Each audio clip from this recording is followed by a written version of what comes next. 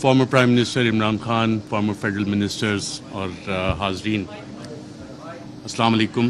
آج ٹاپک تو یہ بہت بڑا ہے اور انٹرنیشنلی اس پہ کتابیں بھی کافی لکھی گئی ہیں، اسکالرلی آرٹیکلز بھی ہیں، ریسرچ پیپرز بھی ہیں، بٹ انفارچونیٹلی اس ایشو پہ پاکستان میں اکیڈیمیا نے اتنا زیادہ کام نہیں کیا۔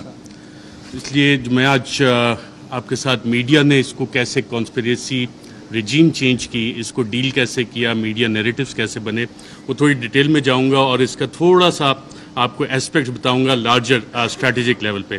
لیکن میں یہ پوسٹر دیکھ رہا تھا رجیم چینج کانسپریسی، تو مجھے پتہ لگا کہ یہ بھی راشد نے یہ پینافیکس بنایا ہے، تو راشد کافی اچھے کام کرتا ہے، میں خیال پی ٹی آئی میں، تو مائی کلیپنگ فار ہم۔ اچھا، رجیم چینج پاکستان میں جب ہم دیکھتے ہیں تو اس کے دو اسپیکٹس ہیں، ایک ایکسٹرنل فیکٹرز ہوتے ہیں اور انٹرنل ہوتے ہیں۔ اگر ہم ایکسٹرنل فیکٹرز کو دیکھیں تو decision by one state to abandon bargaining with another and remove the target state's leader. P T I کی حکومت میں جب ہم یہ دیکھتے ہیں تو ہم خبریں دیکھ رہے تھے، میڈیا میں آ رہی ہیں کہ جی جو بائیڈن جو ہے وہ کال نہیں کر رہا، فارن آفس کا رابطہ ہو رہا ہے، پاکستان کے foreign minister Shah Mahmood Qureshi, U S national فیصلہ وائٹ ہاؤس میں ہوا، U S N S C میں ہوا، اور اس کا ذکر اب میڈیا میں یہ سوال ابھی تک ڈیبیٹ نہیں ہوا کہ کیا اس کا فیصلہ وہاں پہ ہوا تھا نہیں ہوا تھا۔ وہ سائفر اگر پبلک ہوتا ہے تو اس میں یہ سوالات اٹھیں گے یقیناً کہ یہ فیصلہ اس لیول پہ، اسٹیٹ کے لیول پہ یو ایس اسٹیٹ نے کیا، صدر جو بائیڈن نے کیا، اور صدر جو بائیڈن جو نیو کونس تھے، the plan for the new American century, اس کا باقاعدہ طور پہ حصہ تھے، جس کے بعد ہم نے دیکھا 2001 کے بعد پوری دنیا میں ڈفرینٹ رجیم چینج آپریشنز باقاعدہ طور پہ لانچ کیے گئے۔ عراق اس کی ایک مثال ہے۔ انٹرنل فیکٹرز پہ جب ہم آتے ہیں، میں بڑا بریف رکھوں گا کہ میں ٹائم بتایا گیا 10 منٹ کا ہے۔ انٹرنل فیکٹرز کو جب ہم دیکھتے ہیں تو اس میں ذاتی انا کے مسئلے آ جاتے ہیں، کچھ اداروں کے مسائل آ جاتے ہیں، کچھ سیاسی مفادات آ جاتے ہیں، اور اس میں ایک سوال جب ہم انٹرنل فیکٹرز کا دیکھتے ہیں تو بڑا سوال یہ بنتا ہے کہ ملک کا کون سوچتا ہے، پاکستان کا کون سوچتا ہے؟ کیا ہم صرف انڈیویجولز کا سوچیں گے؟ کیا ہم صرف ان اداروں کا سوچیں گے کہ جی اداروں کی انا بڑی ہوگی ہے، انڈیویجولز کی انا بڑی ہوگی ہے؟ پاکستان کا کون سوچ رہا ہے؟ کیا وزیر اعظم عمران خان اس وقت پاکستان کا سوچ رہا تھا یا انڈیویجولز کے بینیفٹس دیکھ رہا تھا؟ اور کیا یہ جو رجیم چینج کانسپریسی ہے، اس میں جو میڈیا نیریٹیوز بنے وہ کس طرح کے بنے؟ اس میں انڈیویجولز اور انسٹیٹیوشن نے ڈومینیٹ کیا یا پاکستان کا سوال کسی نے اٹھایا؟ اس حوالے سے میڈیا نیریٹیوز اس حوالے سے سائلنٹ ہیں، اس میں آپ کو انسٹیٹیوشنل اور انڈیویجول ڈومیننس نظر آتی ہے۔ اچھا، کوورٹ ایکشن بھی اس میں باقاعدہ طور پہ پلان ہوا۔ میڈیا میں being fly on the wall and being an active participant, ایک ایکٹیو جرنلسٹ ہوتے ہوئے آپ کو بہت کچھ پتہ لگتا ہے کہ جی میڈیا نیریٹیو بننا کیسے۔ اکثر جو حکومتیں بیٹھی ہوتی ہیں ان کو سب سے آخر میں پتہ لگتا ہے کہ ہمارے ساتھ ہو کیا رہا ہے، میڈیا کو پہلے پتہ لگ جانا شروع ہو جاتا ہے، کیونکہ کوورٹ ایکشن میڈیا نے پبلک اوپینین شیپ کرنا ہوتا ہے، پاپولیشن کو بتانا ہوتا ہے کہ جناب یہ حکومت کے ساتھ مسائل ہیں، اور وہ کہانیاں شروع ہو جاتی ہیں، اور یہ ڈاکومنٹڈ ہے اس سارے کیس میں بھی۔ اور پھر ٹولز اس میں استعمال ہوتے ہیں، لا فیئر جس کو ہم جسٹیفائی کرنے کے لیے، لا پلس وارفیئر، لا فیئر، اور اس کے پولیٹیکل اینگلز بھی ہیں۔ اور ایک مثال تو فواد چودھری صاحب نے بھی ابھی دی کہ کس طرح ہوا۔ پھر ایک مثال جس دن آخری دن تھا اس حکومت کا، سب کچھ ہوا لیکن ہوا کچھ بھی نہیں، میسیجنگ بھی ہوئی لیکن ہوا کچھ بھی نہیں۔ کاروائی کیا ہوئی تھی اس دن؟ کچھ ہوئی لیکن میسیج کنوے ہو گیا تھا کہ یہ کچھ ہو سکتا ہے لیکن ہوا نہیں۔ سو وہ لا فیئر باقاعدہ طور پہ اس رجیم چینج آپریشن کا ایک حصہ تھا، سوچا گیا، امپلیمنٹ کیا گیا، اور میڈیا نے اسے باقاعدہ طور پہ رپورٹ کیا، جس وجہ سے آج ہم اس کی بات کرتے ہیں، سوالات اٹھتے ہیں کہ جناب یہ والے کام کیسے ہوئے۔ صدر مملکت doctor Arif Alvi, supreme commander of the arm forces, head of the state representing unity of the republic, انہوں نے اپنے خط میں ذکر کیا ہے کہ 1951 سے شروع ہوتا ہے، لیاقت علی خان کی اسیسینیشن، ذوالفقار علی بھٹو کا بھی ذکر کرتے ہیں، پھر اس وقت پرائم منسٹر عمران خان کی حکومت کو جو نکالا گیا، smoking gun in the hand of a conspirator, کہ ایک سازشی کے ہاتھ میں دھواں دیتی ہوئی بندوق وہ ڈھونڈنی ہے، اس کے لیے کمیشن بنانا ہے۔ تو انڈیویجولز کو ہم سائڈ پہ رکھ دیتے ہیں، ہم اس میں ایک لارجر پیٹرن آئیڈینٹیفائی کرنے کی کوشش کرتے ہیں کہ پاکستان میں اگر ہم یو ایس لینس کے ذریعے دیکھیں، کیونکہ پاکستان کی فارن ریلیشنز جو ہیں ہم لوگ موسٹلی یو ایس بلاک میں رہیں، تو اس میں ہم یو ایس لینس سے اگر اس سارے مسئلے کو دیکھیں، پاکستان کی 75 سالہ تاریخ کو، کہ کب کیسے گیا، میں لارجر اس میں براڈ فریم ورک میں آپ کو بتاتا ہوں۔ 1958 martial law, 1978 martial law, 1999 martial law. یہ تمام مارشل لا جس وقت لگے اس وقت امریکہ کے اس خطے میں انٹرسٹ ہے.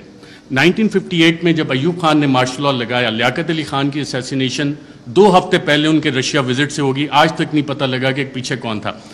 آپ آ جاتے ہیں جی مارشل لا, سیاٹو, سینٹو, کولڈ وار اپنے پیک پہ جا رہی تھی, امریکہ کو یہاں پہ الائز چاہیے تھے اور ہم سیاٹو سینٹو کا حصہ بنے, رشین بلاک میں, ہم سوویٹ بلاک میں نہیں گئے اور ہم وہاں پہ اس سائڈ پہ چلے گئے. اب وہ سارا پلان اس وقت سیاٹو سینٹو کولڈ وار جب اپنی پیک پہ گئی تو ایوب خان, جنرل ایوب خان, انہوں نے اپنی سروسز باقاعدہ پرووائڈ کی اور پاکستان یو ایس کیمپ میں گیا, اور اس وقت کے آپ دیکھتے بھی ہیں بڑے پیارے پیارے ویژولز ہمیں نظر آتے ہیں.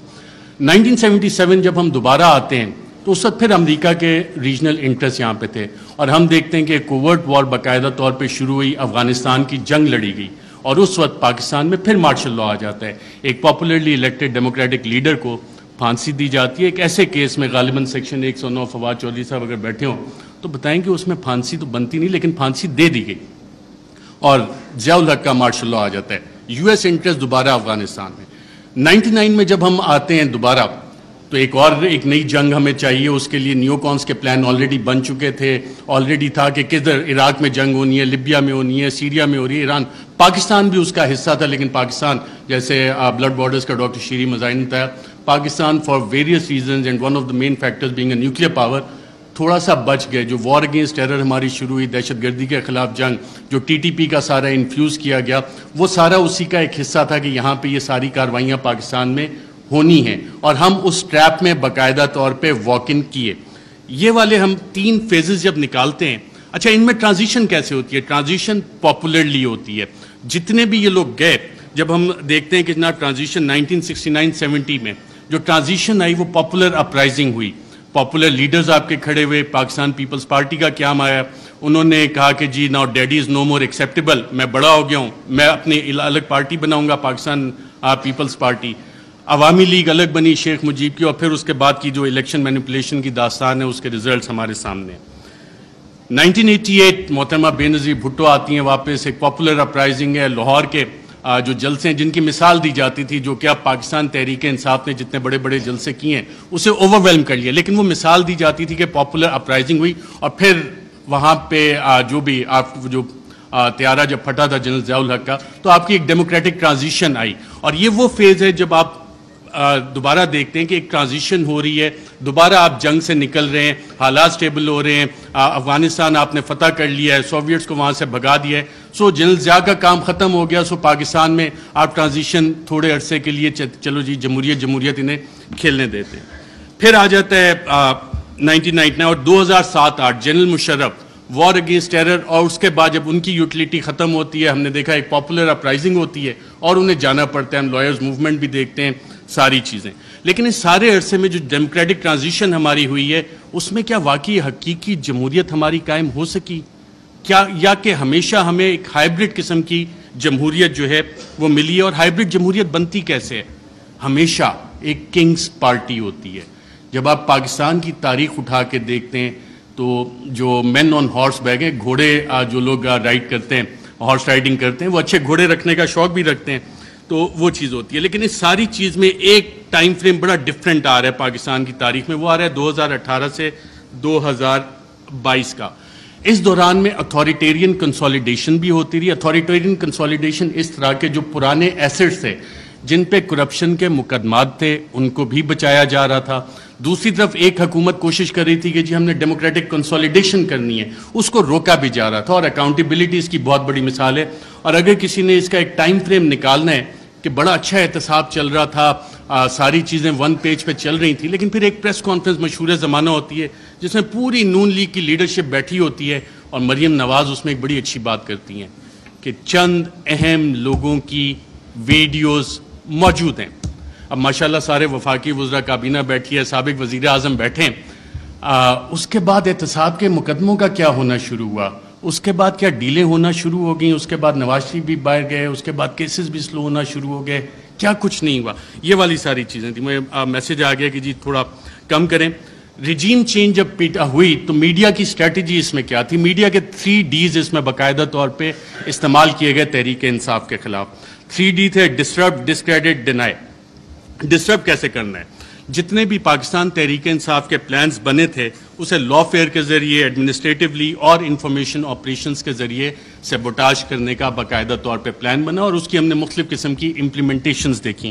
اگر آپ نے ایڈمنسٹریٹو اس کی دیکھنی ہے تو وہ وزیر اعظم تو عمران خان تھا, پولیس وین وہاں پہ کس کے آرڈر سے گئی؟ شیخ رشید صاحب انٹیریئر منسٹر تھے, ان سے ہم پوچھتے رہے کہ جناب یہ آپ نے بھیجی؟ وہ کہتے ہیں یار مجھے تو نہیں پتا. وزیر اعظم عمران خان کال دے رہا ہے, پورا ریڈ زون جو ہے بیریکیڈ ہو جاتا ہے, کون حکومت چلا رہا تھا, کیسے؟ تو یہ وہ ایڈمنسٹریٹو سٹیپس ہیں, ہر ایک کی ڈیٹیل میں جائیں گے تو کافی لمبا ہو جائے گا.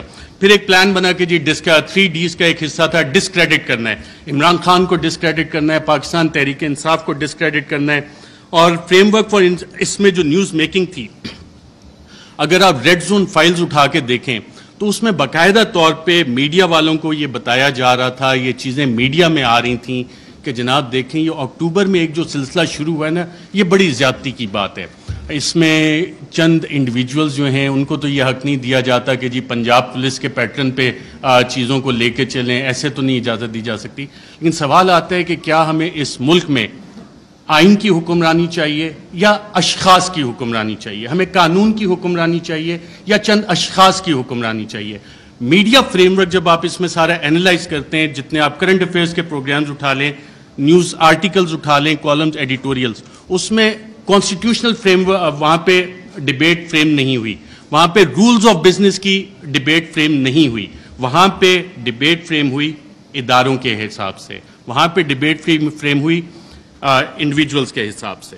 اور پھر اپریل میں 9-10 اپریل, اس سے پہلے یہ پلان آ گئے تھے کہ جناب میڈیا سپیس بھی ڈینائی کرنی ہے, بلیک آؤٹ بھی کرنا ہے, جو چند صحافی کوشش کریں کہ آواز اٹھانی ہے ان کو آپ چینل سے نکال دیں. عمران ریاض میرا خیال ابھی بھی بیٹھے ہیں, مجھے اطلاع ملی تھی کہ انہوں نے ایکسپریس جوائن کرنا ہے, لیکن ایکسپریس پہ بھی ابھی تک آن ایئر نہیں ہو سک رہے, حالانکہ سلطان لکھانی صاحب فریڈم آف پریس میڈیا اس پہ بلیو بھی کرتے ہیں, کافی اچھے ایڈیٹوریل آرٹیکلز اور چینل بھی چل رہا ہے, but he is not on air. FIRs چلیں, اب صحافیوں کو چھوڑیں, اب تو پوری وفاقی کابینہ جو ہے سابق, اس پہ بھی FIRs ہوئی ہیں, اور ملٹیپل FIRs دہشت گردی کی بھی ہوئی ہیں. اور جن لوگوں نے یہ FIRs کی انہوں نے یہ نہیں سوچا کہ کر کس پہ رہے, کیونکہ پلے بک وہی والی پرانی تھی. مسئلہ یہاں پہ یہ تھا کہ کرپشن کے کیسز نہیں مل رہے. بڑی کوشش کیجیے عمران خان کے خلاف کرپشن کے کیسز نکالے جائیں. میری بھی 1-2 ملاقاتیں ہوئی کہ جناب آپ تو بڑی سٹوریز کرتے ہیں. میں نے کہا یار ایک شخص, اور یہ عمران خان صاحب بیٹھے ہیں, شاید آپ میں سے بہت سے لوگوں کو نہ پتا ہو, PM آفس میں ہمارے بھی ذرائع ہوتے ہیں, اکثر پوری کابینہ پریشان ہوتی تھی کہ جناب بات ہم نے کی ہے, کہاں سے پتہ لگ گئی.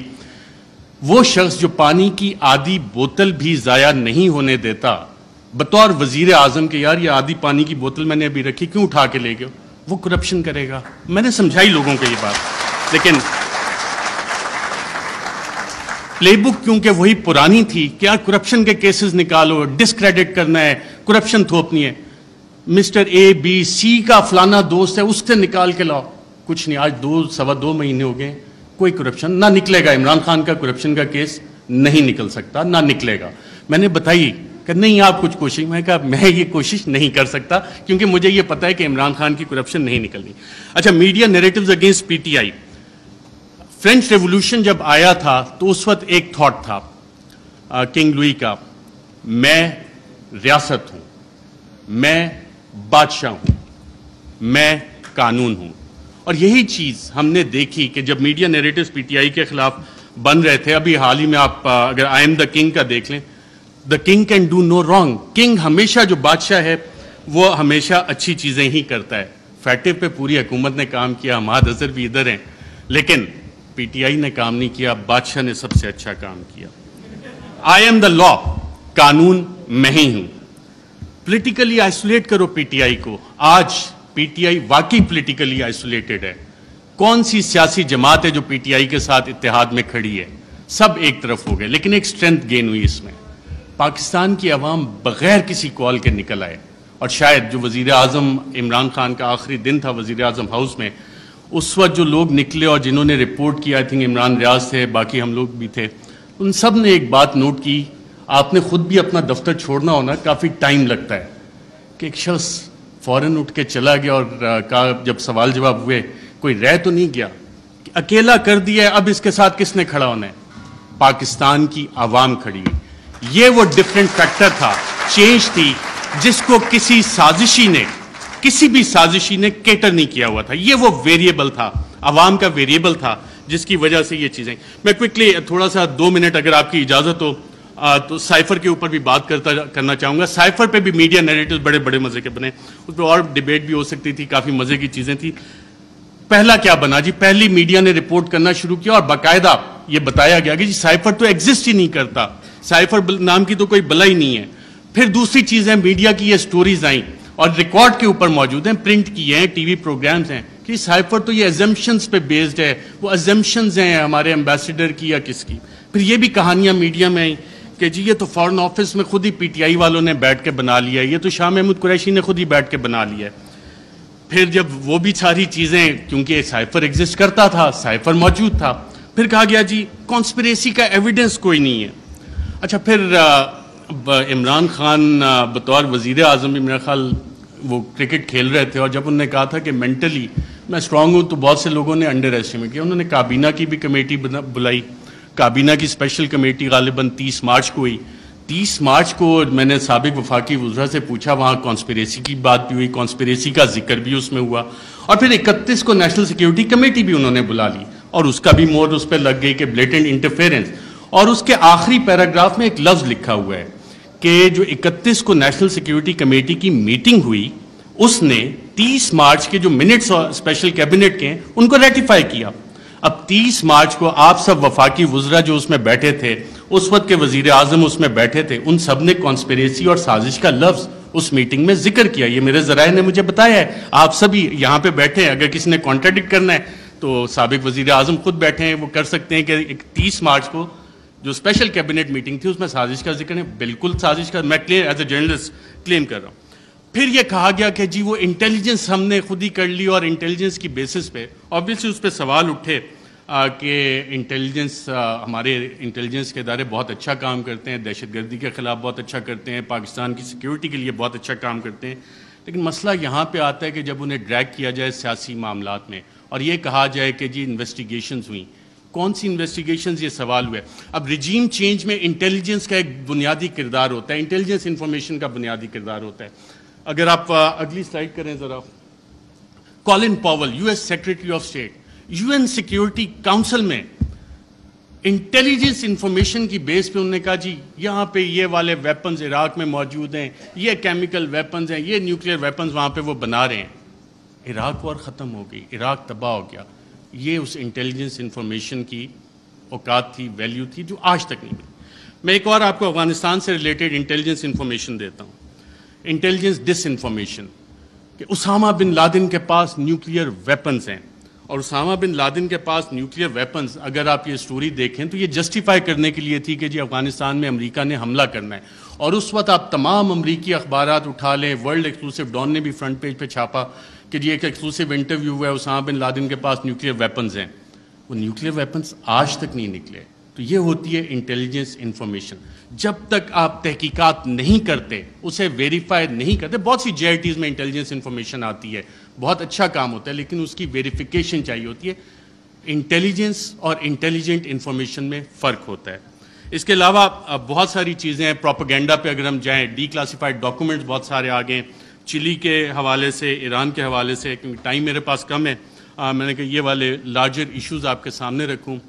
Thank you very much.